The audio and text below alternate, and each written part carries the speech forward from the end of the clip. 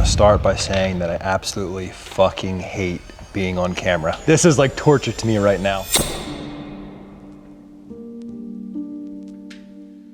Before Flag Nor Fail, this is going back to about 14, 15 years ago. Life was a lot simpler, I guess you could say. I had a sales job, lived between Pennsylvania and Washington, D.C. I covered the entire Northeast. I covered the entire East Coast for my sales job. Just traveled a lot. You know, no kids, no pets, no girlfriend until later on in my career. But life was just simple, man. There wasn't really like a specific start date. You know, my brother had started Flag Nor Fail in his garage, kind of in his free time. Throughout that period, you know, I did help out quite a bit before I came on full time. A lot of travel, a lot of driving to bodybuilding shows, to fitness conventions on the weekends. So it's kind of like I had my adult job and then I was helping him out on the weekends as much as I could. So quick little backstory. So about, I think 6 years ago, we bought our first Airbnb up in Whitefish. And since then we've been like slowly building our little like short-term rental portfolio, I guess you could say. About 3 years ago, I bought this land here and I was gonna build my primary house here, like my forever house. But it was during COVID, so prices were all fucked up. The house was like $1 million over budget, so I decided to essentially build two little tiny cabins. Essentially, there's two little cabins up there I built, and I built this one last year. Shout out to my buddy Ryan at Drop Structure out of Canada. He builds these cabins up in Lethbridge and brings them down. So we have two up there, that cabin here, and then over on this lot, we have two more.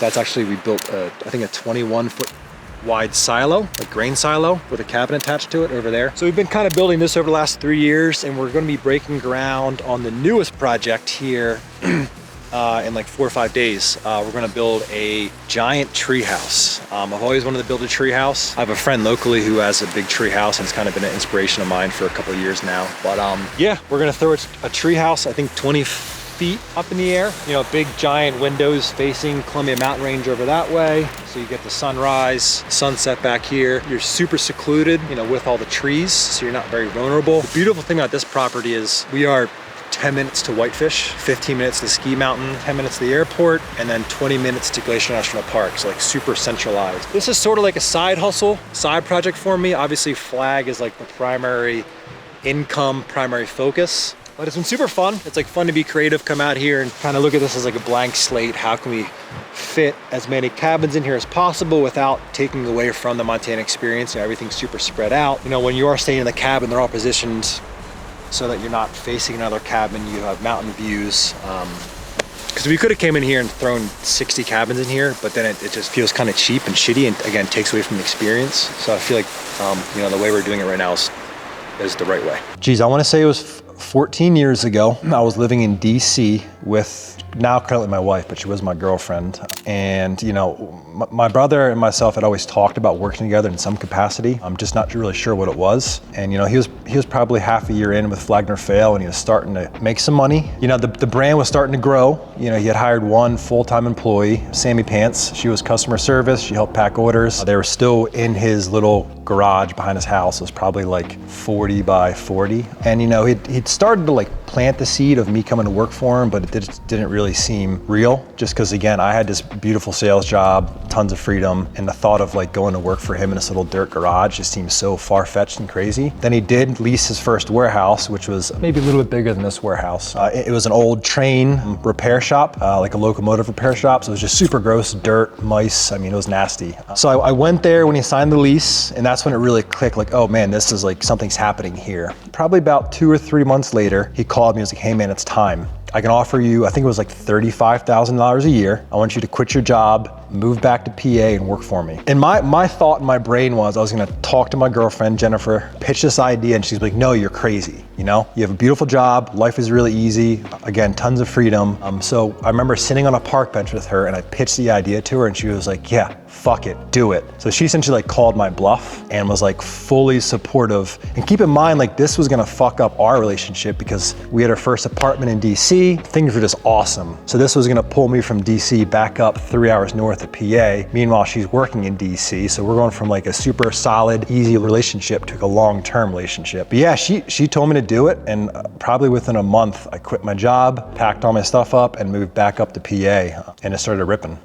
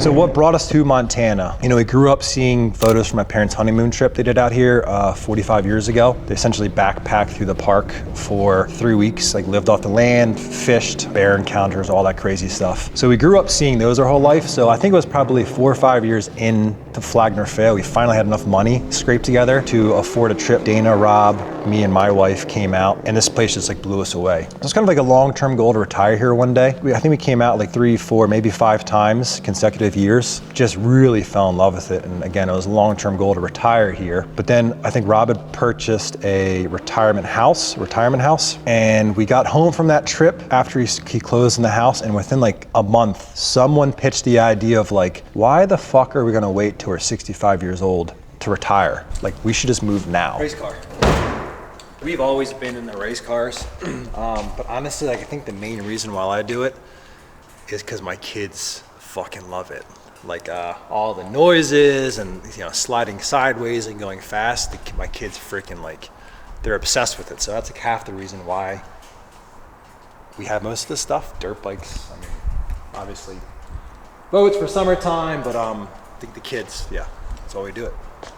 So within like 3 months, we sold everything, warehouses, cars, houses, tons of stuff, and pretty much packed up probably like 15 tractor trailers and moved out here. I think the most difficult thing with that whole transition was we had, I think, 40 employees. So we essentially offered a handful of employees positions to come out here, but most of them we had to let go. But the cool thing was we gave them like 2-month warning, advance notice, and we found most of them like jobs, whether it was like, hey, here's a bunch of print equipment to start your own company, here's some contacts I know who would hire you in a second. But that was probably the most difficult part about the whole journey. But outside of the transition for us, it was awesome. I mean, just getting out of like a weird, funky little town in Pennsylvania, coming out to a super beautiful town, tons of super nice people, fresh air. Circling back, another large factor to that transition was I had just had my daughter. She was like 6 months old. I did not want to raise her in Pennsylvania. I wanted to raise her in Montana. So again, that was another like deciding factor on like, let's do it right now, let's move. You know, I think the biggest hardship, just like owning any business, is turning your brain off.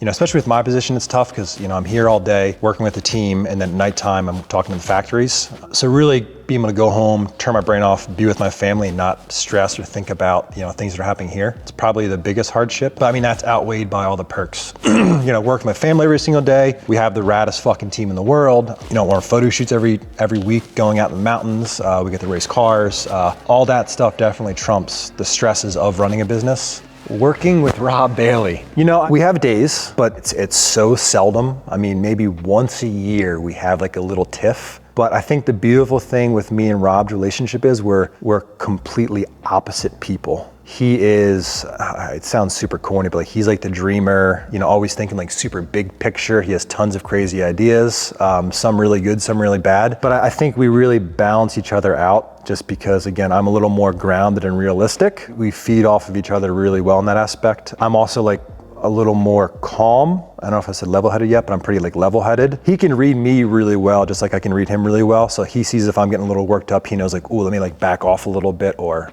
maybe I'm being an asshole. And then vice versa, same thing. I read him really well. So I think we're just the perfect balance of personalities. So that's why it has worked so well for so long. I think we maybe in the 13, 14 years, we've had like 2 fights, and that's resolved within like 15 minutes. Just like everybody, within Flag, we all kind of wear a bunch of different hats. Over the years, I've done sort of everything here. When I first started, it was, dealing with employees, payroll, accounting, sourcing, brand direction, marketing, all that. But, over the years, we've built a really cool team. So I've been able to step back from some of the things I don't like accounting and, dealing with employees and employee drama, employee headaches, hiring and firing. We have a really good team in place for that. So now, my main focus is, brand direction, product development, sourcing. Every day it's something new. A little bit of marketing. I help with creative from time to time as far as like strategizing, building the schedules out for releases, just a lot of stuff.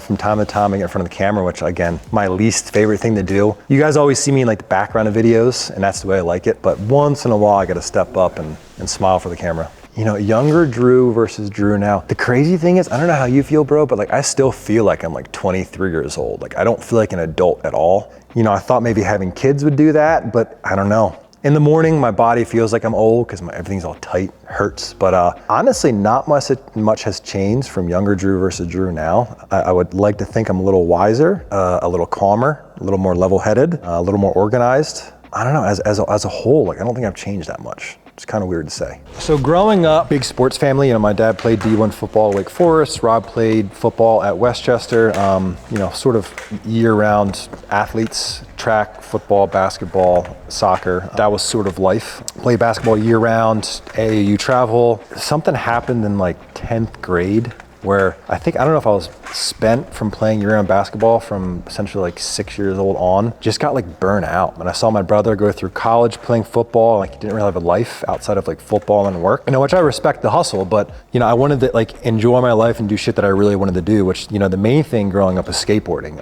Essentially fell in love with skateboarding. I think it was like 5th or 6th grade, and like skating was like life, outside of school, just traveling to different skate parks. And my big goal was to be a professional skateboarder, but being, 6'4", and then breaking ankles, I broke my ankle 3 times, broke my arm 3 times, sort of like crushed that goal. But, then I got into college, I didn't drink. Let's see, I had my first drink, I think it was my junior year. So sort of fell into that like party world for 3 or 4 years, just lots of drinking, lots of partying, lots of questionable decisions. And then I think Rob introduced me to the weight room. I think it was like my freshman year in college is when I found the weight room, because I'm probably like 6'4", like $180, like skinny.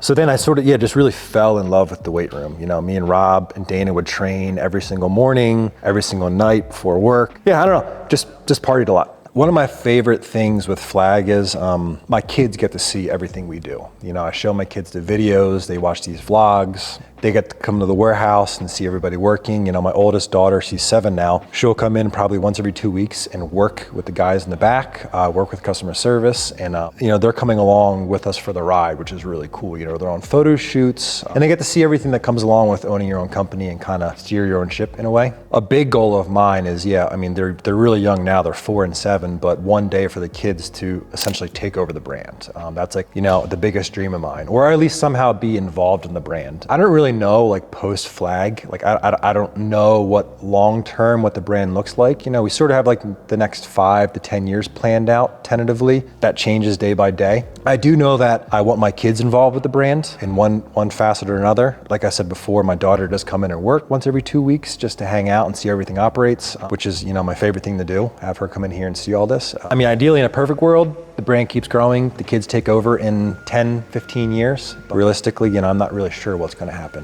As far as retirement for me, I don't think I'll ever be able to like fully retire and like hang it all up. I always want to be involved with the brand or, something else me and Rob are working on.